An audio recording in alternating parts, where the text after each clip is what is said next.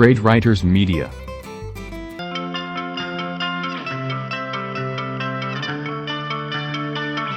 I'm Logan Crawford, and right now on the Spotlight Network, we're diving into the magical world of A Rescue Ranch Christmas by Mark Albini. This delightful children's book is the 17th installment in the beloved Rescue Ranch series, bringing together all of the lovable characters for a heartwarming Christmas adventure.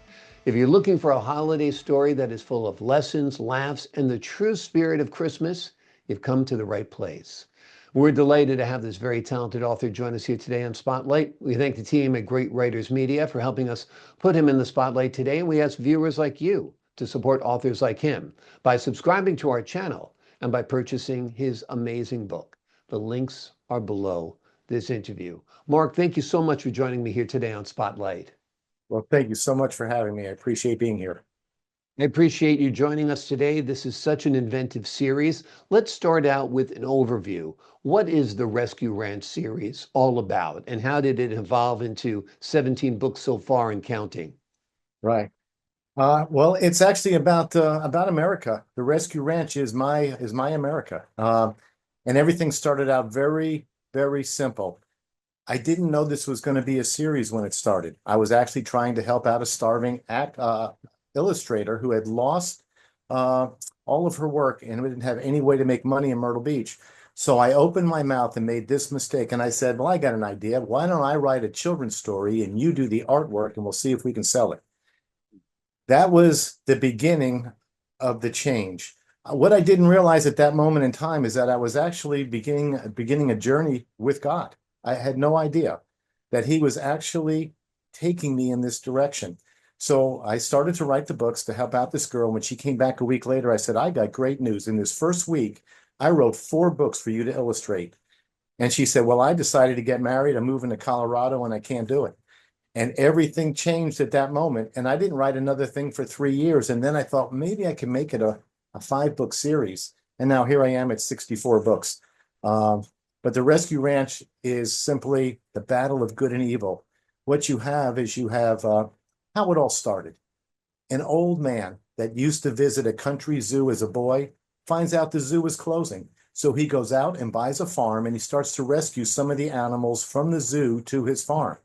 The only thing on the farm when he bought it was a left behind horse named Howie, a barn mouse named Bobo, and what was ever in the lake, a fish, a turtle, a snake, a gator, and a frog. That's all that was there. And the first family to come was the giraffe family. But in the series, what happens is the farm animals become best friends with the zoo animals, the rescued zoo animals, as we should. It's kind of like being an American, a farm animal, a rescued zoo animal, a legal immigrant. They were invited to the farm. They were supposed to go there and live out their life. But together, as they should, they become the best of friends, and they need to because they have to defend the farm against the wild animals that live in the nearby woods that come on the farm to cause trouble. A lot like maybe possibly an illegal immigrant. So you have the setup of the battle of good and evil, and it's all about friendship, honor, teamwork, the golden rule. And each book will end up with a different moral lesson, good manners, or advice, but all good things for kids. Wonderful. And so far in the series, you have 4 books published. I have 6. 6. So you have the 1, 2, 3, 4 published, number 17 published. And then you have number 40 published. Is that what it is? No, actually number 5. 1, 2, 3, 4, 5. But book 40 is a mile mark in my series because after the 39th book, I found myself in a very unusual spot. In the series, I show up in book 6 as Big Ben the Bear. I'm a panda bear wearing a cop hat and a cop, the brim and the whole thing. And I keep peace on the farm between the farm animals, the rescued zoo animals, and the occasional wild animal that comes to the farm to cause trouble. And when I did all of that, that was very simply where I thought the whole story would go. I'd have a few books and I would be the cop and make things nice on the farm.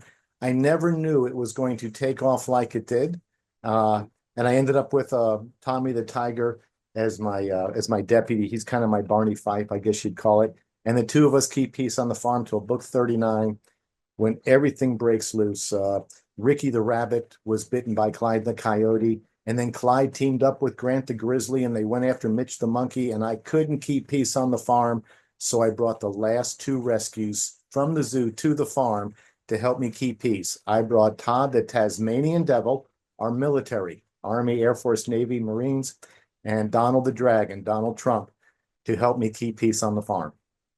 Awesome. Awesome. Now, is your dragon nicely coiffed like Donald as well? Will we recognize Donald in the imagery? You won't recognize him in the imagery because he is a true Komodo dragon, kind of Okay. a thick-skinned, giant gray skink. And he becomes Skink of the Year in one of the books. But the bottom line is he will have a glow. He'll have a veil or a shimmering over his body that makes him look kind of angelic. Wonderful. Just a thought, you could have saved him for book 47, since he's the 47th president, or book 45, since he was the 45th president. But I'm sure he'll be honored with 40, no doubt, as well. So that's a wonderful, wonderful twist. Let's go back to the beginning of the series. Book one, what's that one about? Well, book one is Jimmy the Giraffe. And Jimmy is the first rescue to come from the zoo to the farm. And he's very happy to have a new home, but surprised to find out that tomorrow's his school day. On his way to school, he meets Howie the horse, one of the left behind animals from the previous owner. And he has a quick bale of hay with Howie, leans up against the barn, and he gets his long neck dirty. And when he does, he doesn't want to go to school. He's afraid he'll be laughed at, so he plays hooky. And that's where he meets Bobo the barn mouse. Bobo becomes the voice of wisdom on the farm. And he says to him, "What is your name? And why are you here? This barn's been my home for more than a year." He says, "Well, my name is Jimmy, and I'm a giraffe, and I'm waiting for Howie to help with my bath. I don't like to get wet and don't want you to laugh, but I'd rather be a horse than I would a giraffe." And in the end, becoming a horse or pretending to be led Jimmy to think, "I'd just rather be me." Soon Jimmy grew tired of being a horse. A happy giraffe would be better, of course. So the story, the moral, be yourself. Don't try to be something you're not. And the grass may not be greener on the other side as you think it is. So that's kind of the gist of book one. But then I moved right on into book two. And that is Ricky and Bobo. And that's Ricky the rabbit and Bobo the mouse. And I just introduced Bobo in the first book. At this moment in time, I had no idea a series was being started. I had no idea where the series was going. When I write these books, I am actually channeling information out of the air. I put it down on paper and I organize it. So I don't know what the ending's going to be until I write the last line. I don't even know what the next line is going to be until I write it. But in book two, a good story, two heartwarming friends, Ricky the rabbit and Bobo the mouse, sneak out of their home to go looking for food.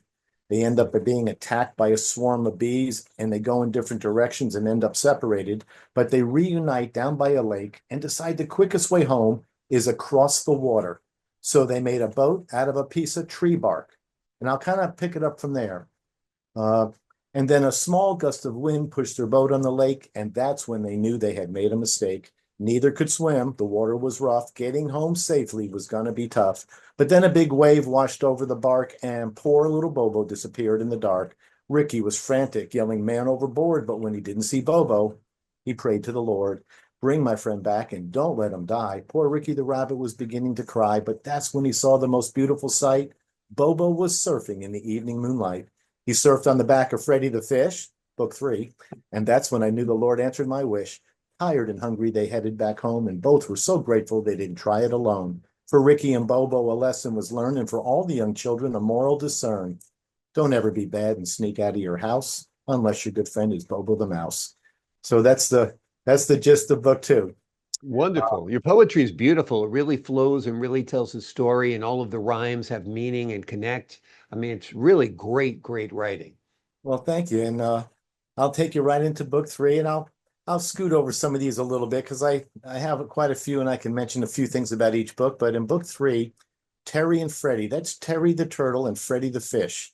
And that's the old hare and the tortoise story, only it's the fish and the turtle, and they race underwater when the race gets interrupted by my first predator, Sammy the snake. But in book 3, Terry and Freddie, Terry sneaks away from school to go race. Freddie sneaks away from school to go race Terry the turtle. And when they get to that point in time, and the race gets interrupted, it's a very scary thing for the two. First of all, he snuck away from school. He's not supposed to be where he's at. He's racing Terry the Turtle. There are a few fans sitting on the bank. You have Howie the Horse and Bobo the Mouse and Jimmy the Giraffe are all sitting on the bank, and things are very simple at this point.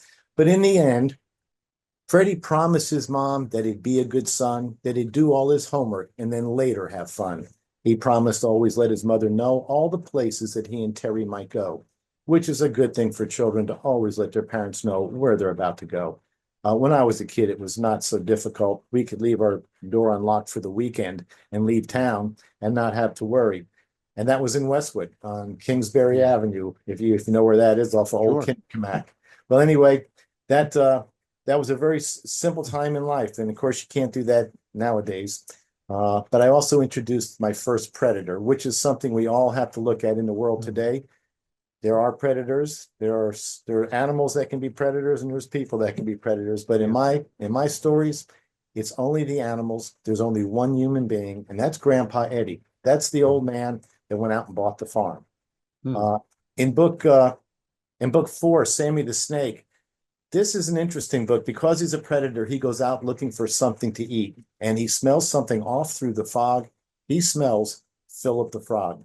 So Philip the Frog is his meal, and he sets side on him, and he swims through the fog, and Philip is sitting on the back of an alligator, but Sammy the Snake thinks he's sitting on a log. So he sneaks up on him, he gets ready to strike, and then a blast from the past shows up to fight. Terry the Turtle shows up and gives Sammy a hard time. But in the end, Sammy the Snake got in the last word when he warned all the children of something absurd. You have to be smart and hunt with some skill if you ever expect to have frog on the grill